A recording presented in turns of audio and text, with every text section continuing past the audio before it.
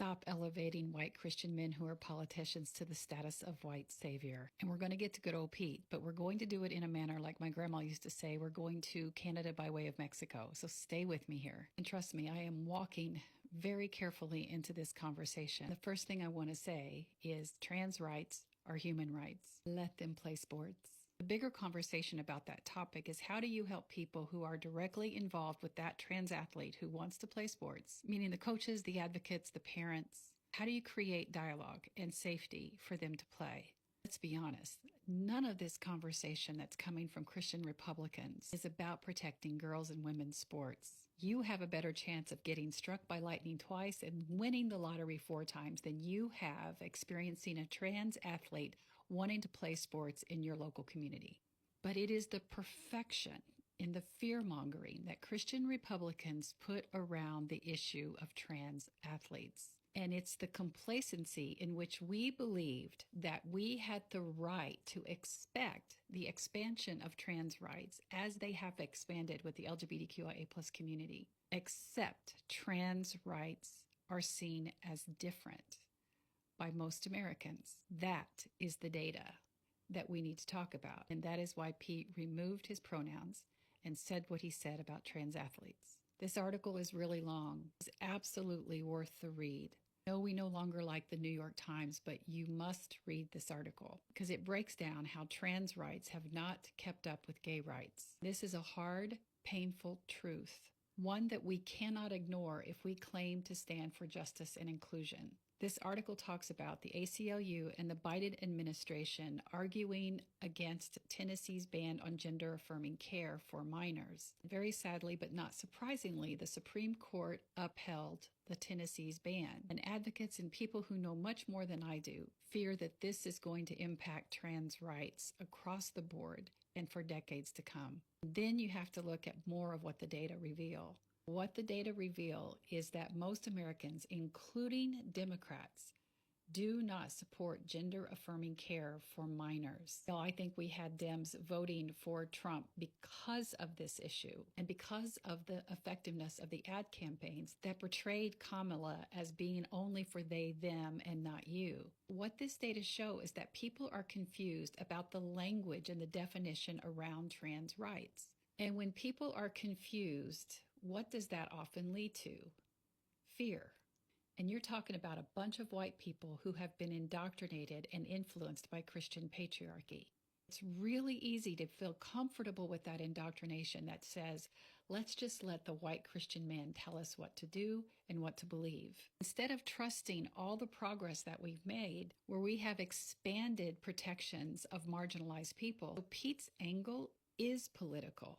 He and his team are reading that same data.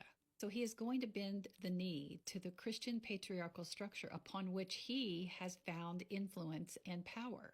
He's a politician through and through. What many of us are ready for is an abandonment of that Christian patriarchal structure, because not only has it harmed the historically oppressed and marginalized, it continually places the white Christian man in the position of power and the loudest voice in the room.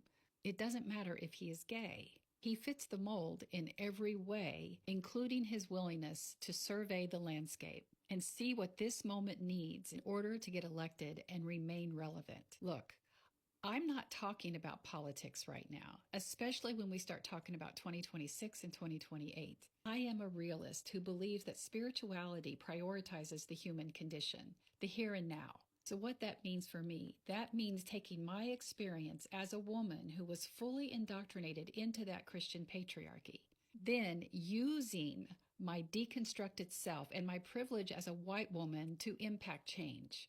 And I do that by helping people heal from religious trauma, understand how Christian patriarchy impacts and influences you and harms you now, then reclaim your agency and your autonomy outside the framework of Christian patriarchy. But also as a realist, I want to help prepare you for the chaos that's coming. Because, beloved, I believe it's really coming. At the very least right now, get food, get water, and a way to keep yourself warm.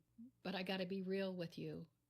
The reason we're in this mess is because of white Christian men. They will continue to tolerate bigotry and call it compromise.